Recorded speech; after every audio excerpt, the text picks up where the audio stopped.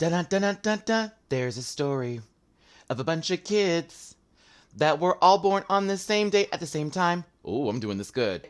That were taken by a man who kind of adopted them and trained them to be assassins. Ha! But in season 1, they almost ended the world, and then they had to travel with number 5 to go somewhere. We find out in season 2, the song is now sucking, that they're in the 60s. I tried to make that song work. Da da da. I should have thought about that more clearly. Listen, we need to talk about Umbrella Academy Season 2. This is not going to be the full breakdown that you need for an hour and a half of this show. Nope. I'm going to give you my opinions on this season, briefly summarize what happened, and then go over each character and describe how I felt about the numbers. Number 1 through number 7. We got a lot to talk about here. Cue my theme music.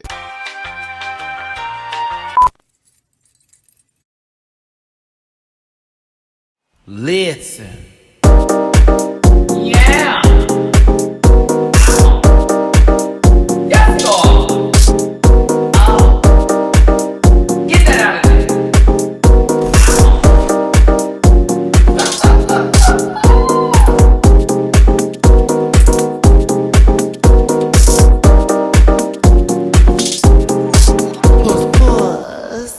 Hey everybody, it's your boy Matty Rants. Thank you so much for tuning into this channel. Do me a favor and hit that like button, hit that share button, and hit that subscribe button. Become a part of this Rant Pack family. I appreciate you so much for being here. To go through my social medias first before we get into this series, I'd like to say you can follow me at Matty Rants on both Instagram and Facebook. I'm honestly about to delete my Facebook. Just being real with you, Facebook's gotten really gross lately. I don't know if I can do it. IG and Twitter are holding it down. Now on my Twitter, it's at the Matty Rants, and I'm becoming a huge Twitter fan right now. You can also donate to the channel, please and thank you. That's paypal.me/MattyRants, Cash App $MattyRants, and Venmo Matty-Rants. A lot of you are very much into a lot of Netflix series, and we've encountered good shows like Stranger Things, Orange is the New Black. For some people, the OA, and etc. But the Umbrella Academy was a sweet treat last year. It was a great start of a good series. It's something to give us a little bit of a superhero feel because there's superpowers involved, but it's not too much into the Marvel DC realm universe. Hell, it's not even... Well, how do I describe the Umbrella Academy? I think the best way I would do it is if you mix together Kingsmen with Watchmen, and then throw in any kind of spy movie of conspiracy type of theory-esque-ness. I think somebody in my comment section in one of my lives also gave another good series or movie to place it in with. It's very that. Oh, I almost can say this is Mission Impossible meets Kingsman meets the Watchmen movie. So a superhero movie, a secret organization of spies and assassins along with Tom Cruise run. Yeah, that's about right. I will say season 2 was actually a lot better than season 1 in my opinion. Ooh, and before we go further, spoilers. There will be spoilers. I'm going to spoil this show for you. If you do want to watch this and want to watch it with a fresh mind, stop this video, get to your Netflix account, and start watching it. Then come back here, okay? I'm also going to include a link in my description from another YouTube channel that did a very good job of breaking this down. Mind you, I've been seeing the show, been trying to do this review, but when I said, let me rewatch a few things so I can make sure I didn't miss something when I was watching, this was a good program. Anywho, where do I begin with the Umbrella Academy Season 2? I kind of like, I gave you a little bit in the beginning song. From season 1, after Vanya's powers have become apparent and no one can give her a rumor to stop her from going off on folks, she and all of her Karen rage decides to damn near end the world. Was it Vanya? Yeah, it was Vanya. In the world. Now, in order for them to, I guess, prevent this from happening or stop it, they must now travel with number 5, who we didn't see a lot of in the first season, but you see why season 2, with Klaus, with number 5 having them travel or jump through time. Now, we know that number 5 can travel to different places, but this also plays effect into time traveling. Where are they going to go? Where has he been? Etc., etc. We find out, of course, number 5 has been living in an apocalyptic world where after the world ends and he's the only one left, of course, he finds his way back, tries to save them, doesn't work. Here we go again. Yes, you're welcome. Episode 1, including the recap. Everybody gets dropped off in different timelines within the first 3 years of the 60s. I should say 4, right? Yeah, 1960, 1961, 1962, and 1963. So 4 years of the 60s. And this is JFK era type of stuff. And apparently this all plays a factor into everybody who is dropped off. And everyone gets dropped off in a different year. So some people were there a little bit longer than others. Forgive me, as I felt bad for Allison the most out of everybody. She is a black woman being dropped back into the 60s. My God. I know Antebellum hasn't come out yet with Janelle Monáe, but that was the tease I was getting. So we're going to end up in another era, girl, and then you got to deal with all this bullshit that we just passed by, that we're still dealing with now, but in a different kind of way, because it's... And they have to learn to live with it and find a new life. But when number 5 gets dropped off into the timeline, he shows up into another apocalyptic battle where all of the other kids, I shouldn't even say kids, but yeah, kids, are out there using their powers to fool abilities. I mean, I had no idea that number 2 had matter manipulation. Or is that matter manipulation? He's able to stop things. Can it be telekinetic? Well, no, because if it was telekinetic, we would have seen more things take place with him. Allison, number 3, bitch. You had people's heads exploding. The only time her powers have seemed extremely cool. Like, they're good, but that was cool. Luther is Gorilla Man. You know, honestly, if we just wanted to put Luther in anywhere, just think of the video game Bloody Roar. And that's an old reference for the girls. Older reference. That was PlayStation days, mama. Bloody Roar 3 was the scene. I was always the bunny girl or the bat lady. It was as if World War III had happened. But, you know, number 5 was like, So he himself had to, again, jump back early in the years, in the 60s, to now, I guess, gather everybody together to not end the world, but to save it again and maybe get back to their own timeline. Our good friend, the handler, who we thought was done for in the previous season, has her own plans and decides to jump in on this little spiel where the kids are stuck in the 60s and use it to her own advantage of getting what she wants. We're also introduced to another character who just so happens to have the same birth time and date as these other kids, but her parents were murdered by said handler. I told you I was spoiling this for you. And she's being used in a bigger plot for then her to make the wrong decision, in my opinion, but to showcase that she apparently is Taskmaster from the Marvel Universe, where she can use everybody's powers. Is that a good reference? I'm keeping it. Someone from my Marvel fans, give me a better reference. I assumed Taskmaster when I saw her because I was like, literally, she can do everybody's everything. But I think there's a better Marvel reference than that, and I'm tired this morning. So, I'm not done explaining. In the midst of all of this, they're trying to get a hold of their father because, you know, they haven't even been discovered yet, but by talking to their father in the 60s now, because they believe he's the person who assassinated the JF the rest, you know what I'm saying? They think that by getting a hold of him and talking to him, maybe they can get some clarity or something. This man doesn't even know who you are. He hasn't even thought of gathering children just yet. This was the dumbest part of this whole show to me, in my opinion, especially how Diego and Luther were acting. Really? Oh, okay. Daddy wasn't there because he didn't care. Could not take that part. I couldn't take it. They tried to get a hold of the father. The father's like, I don't even know who you are. I'm not even going to play with you like that. Hell, he probably hates children after this, which he does explain a little bit. But we do see Pogo in his early stages before he received the serum that would make him so smart. And Mom, who wasn't a robot at the time, which was kind of like, whoa. Again, Diego was weird in those moments. Like, do you know who I am? The conspiracies around basically how the world is ending rely on either the assassination of JF the rest, or what's going on with the 12, or maybe the father did something here, or did number 5 lose his shit because as he's now in this alternate timeline with himself still being alive, it's causing him to go insane. Everything continues as normal, but not really, because once this huge fight scene takes place for just every handler in the world shows up with a briefcase and a gun, girl. Confusing.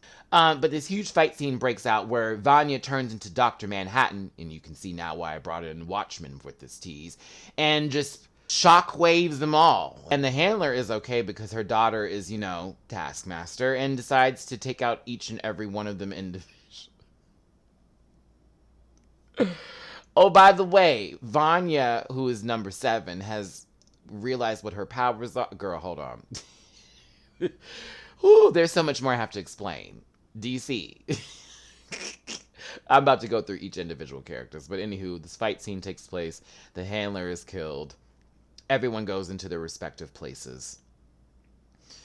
But as they return back to their timeline, which is a day after the apocalypse would have happened, they realize their home is no longer their home. It's no longer the Umbrella Academy. It is the Sparrow Academy. Father doesn't know who they are. Pogo don't even know who they are. And Ben, who is number 6, who's been dead, who actually finally got to die this season in a really beautiful way by saving Vanya. We appreciate you, Ben, even though Vanya could have died and I wouldn't have been pressed. Ben's an asshole. There's a floating cube. There are so many things that could happen in this next season. I'm not going to read the comics because I don't want to ruin it for me, because they don't always base it fully off the comics, and I hate how that happens, especially as someone who read all of the Harry Potter books before even attempting to watch the movies and being disappointed with the majority of the movies. I said majority, not all of them, majority. Now I'm just disappointed in the author and her nasty... Rowling, why did you have to? J.K. Rowling, whew. Girl, had we known about this years ago, you probably would have still been on the street.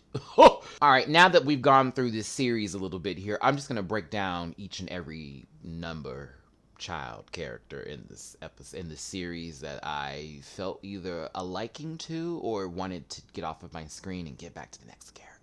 Let's do this in order by the kids and their numbers, right? Number 1 is Luther, Gorilla Man. Listen, Luther is actually... I'm not mad at Luther. I enjoy the eye candy, personally. I don't even get mad when the shirt gets taken off. I'm like, hey. That wouldn't deter me low-key. Honestly, we just need to give him some lotion and maybe not really a razor. Like when wintertime happens, he can just keep... Girl, let me get back to this shit. Stop explaining my homosexuality to you. Luther was annoying this season like he was last season. Father issues still in force. He finds himself after yelling Allison's name. Lord, if they found out he was yelling for a black girl back then, child, they probably would have said, what in the uck? But no, Luther ends up being the bodyguard to a mobster. And also a underground boxer, or maybe that was the boxing ring tease back in the day. Anywho, Luther looked a fool, and Luther acted a fool this entire season. Even in particular scenes where we needed him to be a little bit more mature as the number 1, he was an asshole. He told Vanya all her business while she was still not knowing what was going on. Mama had no memory of what was happening here after she fell and hit the ground, after almost exploding everybody. And gets picked up by someone who is questioning their sexuality with their son who was he autistic? I don't want to assume. Did they explain it? I wasn't listening. Maybe I was, and I forgot about it. Either way, the baby had special needs. We'll get to Vanya in a second. I'm still talking about Luther. You see how I can quickly go into somebody else's story because of how Luther was this season? Luther really just explained, it was just daddy issues. Honestly, baby, yeah, I enjoyed looking at you this season, but as far as your character development went, it was rock, paper, scissors, you lose. All right? On to the next number 2. Ooh, my most next, okay. Luther, Diego, and Vanya had to be my least favorite of the kids. I'm going to be real with you. I love that I don't have number 5's name ready on hand here because I just like calling him number 5, but I prefer number 5, Allison, Klaus, and number 6 over these 3. But to number 2, Diego. Diego was dropped off at the last timeline, which was 1963, and still being a flipping hero, and ended up getting put into the psych ward, where he meets Lila, who we talked about was the handler's adopted daughter, who the handler child, I'm going to get to that in just a second, but he finds a liking with Lila. He ends up trying to escape because someone's going to take out JF, you know the rest. I think he wanted to save the president being assassinated. Like, that was going to be the thing. Like, he wanted to just prove his heroism more so than save the world, to be honest with you. And yeah, Diego was a dum-dum this whole season too, and his wig was a chop. That wig was a chop. Oh, that wig was awful. Awful wig. My issue with Diego was just like Luther, where it just seemed one note, and it was extremely annoying to deal with him all the time. It was always, nope, my way, nope, my way, nope, my way. And even when people would explain stuff to him, it's like he couldn't even grasp the concept of, like, common sense this entire time. I liked him better in season 1. This season was extremely tough to deal with. I really did not like your character at all. At all. Why would you walk up to the actual embodiment? Why would you walk up to the physical human version of the mother that you knew? You knew the robot version, and you knew it was a robot. That's what I was so confused by. Like, why would that be the same robot? And how would she know who you are before you were even picked? Oh, God, that was bothering me this season. This not recognizing, hey, you're not in 2000, whatever. You're in 1960s in Dallas, Texas. Like, this is nowhere near where you're at. Nowhere near. So yeah, Diego annoyed me. His power progression part was also weird too. I thought that we've been given a better explanation on him stopping those bullets for that fight scene. It's, yes, he can, I guess, can bend things around him, but I would have preferred a deeper explanation. Actually, no, I wouldn't, because then I would have had to have dealt with 15 more minutes of Diego's story. So no, I'm good on that. On to the next one. Number 3, Allison. Oh, Allison, bish. I felt so bad for you, girl, because once I saw the year they got dropped in first before your ass popped in there with that hair, I said, uh-oh, this ain't gonna be good. And she still can't speak. Walked into the diner, girl, and they pointed to the sign, and that was a wrap. Then, of course, she gets chased down the street because, you know, this is around that time when people can do that type of stuff. I mean, they're trying to do it now. And, baby, she turned around and pop! And defended herself. She ends up running into a beauty parlor that is Black-owned. And when I tell you them curling irons and them scissors came out, if you step in here on this side of town, baby, Allison found protection within her own community, and probably something she never faced before on that level because, again, she was not born in the 60s in that racist timeline, okay? Also, she ends up marrying this guy who's really sweet but does not trust her completely. Well, that happens later. But, yeah, Allison's kind of had a normal life in the 60s. Unfortunately, to say that's normal in the 60s for her. But she also doesn't want to use her powers because she feels like she didn't have any real power in the previous timeline because of her whispering rumors. But she actually has to use this power to save her man, who I really did not care for his reaction. Oh my God, no white man's just gonna do it. You got saved, brother. Get up. Deal with this later. Deal with this later. There's a full-on riot happening right now, girl. And you want to go over her talking to this man to make him not kill you? I understand it's weird, but man, I hated that scene too. And I hated how they treated Allison afterwards. Allison was treated like she was some weirdo. They didn't really want to dive in too much deeper into that. Mind you, here come Luther popping around saying, oh, I'm her brother. And then Klaus popping around, I'm her brother. And all these black folks are like, what the fuck is going on here? Allison, you know these people? You know, it's very that. But I did like Allison's storyline for the most part this season. I'm glad that there was a little bit more progression. I also was happy to see her and Klaus get some time together and her have more time with other people in this particular season. Allison was my favorite of last season, even though when Vanya had sliced her throat, girl, I was over it. I was like my least favorite character. It just hurt my favorite character. Ooh, we got a problem. We got a problem. Like it was, I was ready. But yeah, Allison had a pretty good, interesting storyline part. I did find that fight scene with her and Lila to be pretty dope when Allison was like, I heard a rumor, and Lila finished this sentence. Oh my god. But true love's kiss from gorilla lips by Luther done kissed her and made her get back up, because that's where the last breath of life was holding itself in Luther's throat. Congratulations, Alice. Number 4, Klaus. Okay, so Klaus this season honestly had like the best, like, I didn't see what the big deal was with Klaus. Girl, you ran into some rich white woman who ended up like believing that you had superpowers or miracles because of the time frame this was. You had a cult behind you. You couldn't take the cult anymore. You dragged Ben through all of this. Number 6, by the way, which I felt bad for Ben this season, but then again, we'll talk about it. You end up coming back to where you're at. You have a whole bunch of money, and you see your first true love, or your war love, or I don't even say first true love, but yeah, first true love. Which you then now make it your mission to get him to know he's gay. Girl, what? Like, it's gonna happen. Why are you pushing this? To another scene that takes place in the same diner. I don't know why we have to come back to the same diner and have these racist, homophobic moments, but yeah. Uncle or father, I don't remember and I don't care because that scene is always hard for me to watch, decides to put his 2 cents in, and he ends up getting the person who Klaus fell in love with to pop Klaus in the face. Klaus is hurt, he's off the wagon, gets back to drinking again to numb all his feelings, which also numbs his powers, but that's Klaus's storyline.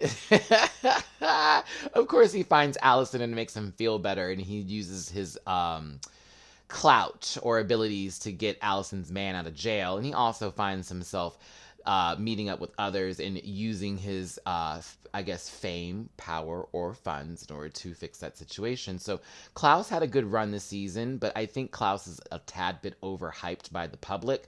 I get he gives you this androgyny sexual feeling of, ooh, he's just so free bird and whatever like that. And I totally get it. Like, I'm Team Klaus too here, but the tweets I would see, he did not carry the season. He did not carry the season. He did not carry the season. Now, you know damn well number 5 carried the season, even though he was also annoying as well. I like Klaus, and I wonder what they're going to do with him next season. I know it's going to be weird for him to deal with Ben, especially after what happened with the finale for this, but at least we won't have him dealing with the same storyline he was dealing with in season 1, going into season 2, and my last lover, it was hard to deal with. Like, we don't have to do that again. That brings me to number 5. Who carried this season? Number 5, the assassin. Number 5, that we really didn't know too much about until we got to the end of the first season, and also in this season where we get a full run through of number 5. Number 5 had the most complicated storyline because number 5 is the one who was actually dragging us through these episodes, because number 5 is the one still dealing with the commission, still dealing with the handler, but also trying to bring his family back together and prevent the world from ending again. But he has to go and figure out the clues, find out where everything is happening, and bring everybody in line as the more responsible one. The first season, he was a little bit of a smartass, and that was just his whole spiel. This season, he's like, okay, I know it's about to take place. I'm aware of what's going on. I have the power to stop all this from happening. And so it feels like number 5 just put the world on his shoulders, his family included, and tried to save the day by himself. We learn, of course, that number 5 can't do this by himself. He does need his family. But many situations happen in between them. The handler jumping in to give him ultimatums on trying to get back into the current timeline by having him kill, like, pretty much all the people who are the head of the commission, to then be double-crossed later on by giving a briefcase where it literally has like 5 minutes or 15 minutes to gather everybody around Dallas, Texas. And if you have lived in Dallas, and I'm from Houston, so I'm very familiar with the Dallas. Okay, 15 minutes to go all the way across Dallas, Texas to then bring everybody back in? No, ma'am. No, ma'am. Even in the 60s. No, ma'am. That would have been a very difficult task to do. Oh, God. So number 5 also just so happens to be there with his older self, who is supposed to be in the plot line of assassinating JF, you know the rest, which then younger number 5 has to stop older number 5, which then brings in number 1 to this mixture. Ah! Number 5's going crazy while all this is happening because himself and himself are here, and that's causing a disruption. There's this really crazy scene where they open up the time loop again. This time, the time loop is to put, I guess that's how younger Luther ended up back in the first season, because his older self was pushed by his younger self to then turn into his younger self, which then gets... 5 also shows he's a badass assassin. Got to meet Elliot, who had been paying attention to each time one of the siblings had dropped off into the 60s. Poor Elliot did not need to be killed by those 3 hitmen that were hired by the handler. Were they, I forget, were they Danish or Swedish? I forget what the running joke is with them, but yeah, I felt so bad for Elliot. Like, we really started to like him. Started to like Lila too until she showed her true colors. Number 6, you were very much underutilized. You were trying to keep Klaus together this entire season while he was trying to block you out. It was awesome that you got that moment to then inhabit Klaus's body and be able to, you know, do some things you haven't done before or feel something you haven't felt. All right. But you really won't have your time until we get to season 3, where you won't even be number 6 anymore, or maybe Ben. But Ben was necessary, number 6, excuse me, was necessary as a sacrificial lamb to Vanya's powers in order for her to regain control again. Actually, Ben was very important this season because Vanya was already out of control a little bit with them, but I think Ben sacrificing himself in that moment was a key to Vanya being able to control her powers a lot better than what she has been before. So, shout out to Ben. Shout out to Ben. And this gets me to my last of the numbers, which is number 7. My least favorite of them all. I take it back. Diego is my least favorite. Luther is close, but Vanya is definitely second to least favorite. Ellen Page, I love you, but I can take you in doses in certain roles because mama, that dry delivery is so hard. Kristen Stewart can't do it. You can't do it either. Actually, Ellen Page does it a lot better than Kristen. I still miss Ellen as Kitty Pryde. She was a good Kitty Pryde in my opinion. Anywho, Vanya, oh my god, I gotta read this. She had no memories in this, and is to keep and that is to keep us safe. Apparently, she got picked up by a good Dallas woman and her son, who again I don't know if he's autistic or not. If someone wants to explain that in the comment section, I'd really appreciate it. This woman ends up being her secret lover. Yes. Because she's having her own thoughts because her husband's not treating her right. That damn Carl. So she's feeling a little bit of that Vanya, okay? I should say Vanya didn't lose all of her memory. More so selective memory had been lost. Dallas woman and her son pick up Vanya. They have been taking care of her for the time being. Carl's there. He don't care. It's the 60s. This ain't nothing. Picking up a hitchhiker and putting him in her house. He's a traveling salesman. Anywho, Mama's not feeling it. She's feeling Vanya. Lips touch. A little bit of that quivering soft skin has hit. The smell of cherry blossoms are in the air. And that wouldn't be the lotion. Yeah, it's the lotion.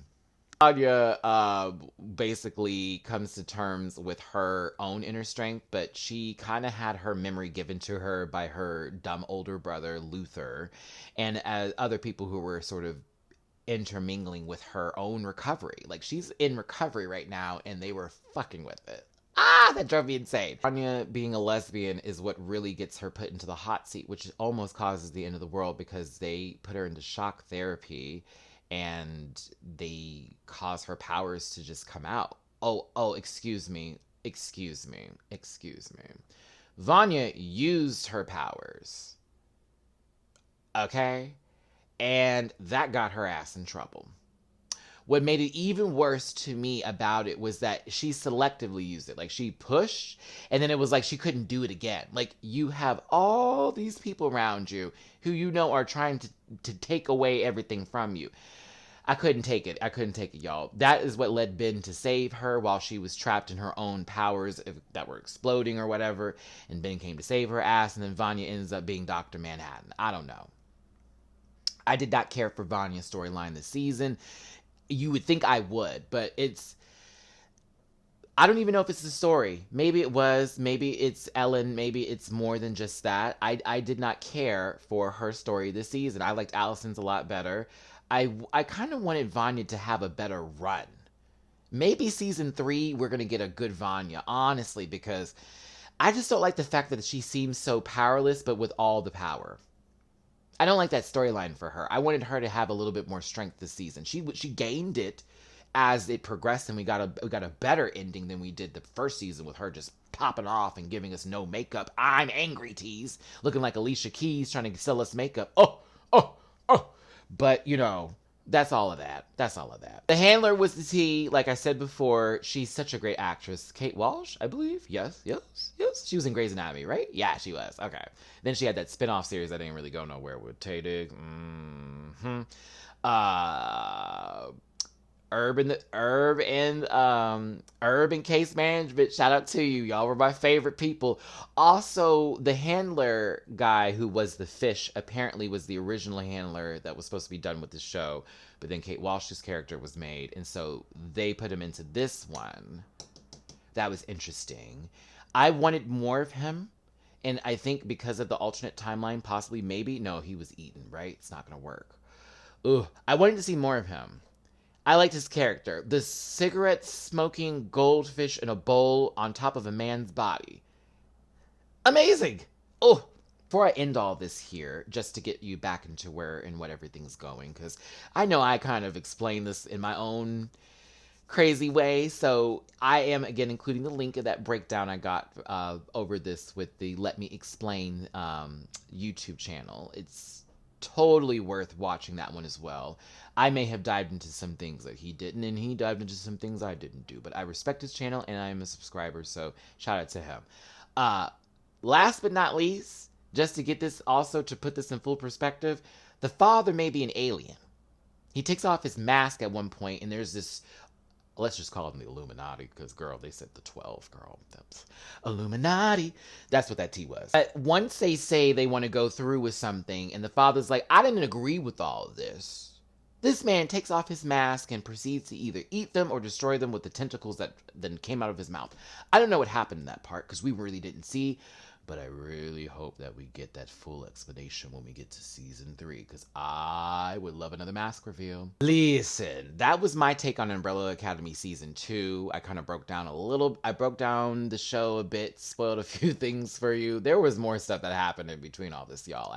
This season is very much worth your time. I would highly suggest, if you haven't even gotten to season 1, start there and work your way back. You will be entertained. It is a great show. I'm annoyed by some of these characters, but my annoyance does not overtake my excitement and my joy and my entertained feelings that I had when I watched this show. So highly recommend it on Netflix. Do yourself a favor and become a subscriber. And follow the Umbrella Academy. I already know they're getting ready for season 3 because this season has done very well so far for Netflix. All right, everybody, thanks so much for tuning in. Do me a favor, hit that like button. Make sure you share this video with your friends and subscribe to the channel if you're new here. Also, let me know about some other Netflix series that you would like me to go over. Now, I don't know if I'm going to do a full let's go over 1, 2, and 3, but if a new season comes out of a show that I'm familiar with, I'd love to take it on. Again, for tuning in. Remember, look out for the schedule to be posted on YouTube this week. I was a little off this week because of some things that happened that I needed to take care of, which were taken care of. Shout out to my Rant Pack. Shout out to you. But yes, be on the lookout for the schedule. Sheehan will be returning this upcoming week, and the Vegas Drag Race review is also going to be a new series that's coming to this channel this upcoming week as well. Canada's Drag Race is soon. Be on the lookout for Canada's. All right. Hugs and kisses, my best love and wishes to you. It's your boy, Matty Rants. Thanks again for tuning in. I will say that like 20 billion times. Umbrella Academy on Netflix. Watch it. Talk to you later.